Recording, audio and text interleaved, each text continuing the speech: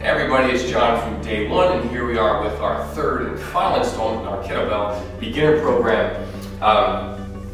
And again, just to reiterate, really our ultimate goal with this program for beginners is to work away, progress outwards from the fear of swinging and holding and maneuvering a cannonball with a handle, right? So we stayed low to the ground in the first installment where we did our Seiza kettlebell switch. Okay, kept us low to the ground. Bell was on the ground at first. We then moved up from there, went to the shin lunge switch, a little bit higher up, added hand switching while the bell was in the air. Okay, now we're moving up fully off our knees entirely, bringing the bell all the way up, relying on mid-foot drive. We're going to explore the kettlebell figure 8. Okay, so that finds us standing up much higher. The kettlebell's up much higher. If our structure's not locked in, there's much more of a risk to back discomfort or injury, which again, at least I find, is most people's fear when trying to engage kettlebell and start lifting it for the first time.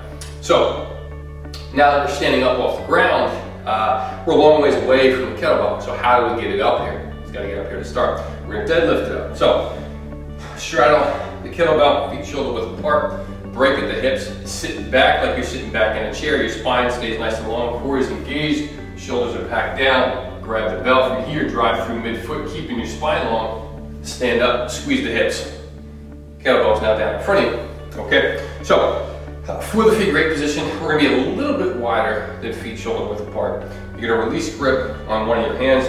You're going to, same pitching with the hips, sit back, spine's nice and long. The horn of the bell comes at an angle, 45-degree angle between your legs. Switch, exhale.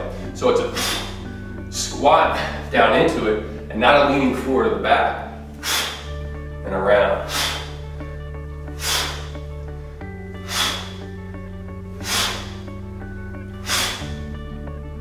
All right, we can switch directions, reverse the figure 8, all the while squatting deeper as you need to grab the bell. What you find is you'll build a rhythm. Okay, lower back should feel no discomfort here. You're gonna fry your legs out, okay? You'll really test your core in this position. And again, major thing is pitching forward, a rounding from the spine, and actually a dip forward in the knees to pass the kettlebell, to pass the kettlebell under. So you don't want that. So again, it's sit back and squat up, squat up, squat up, squat up for your kettlebell figure 8.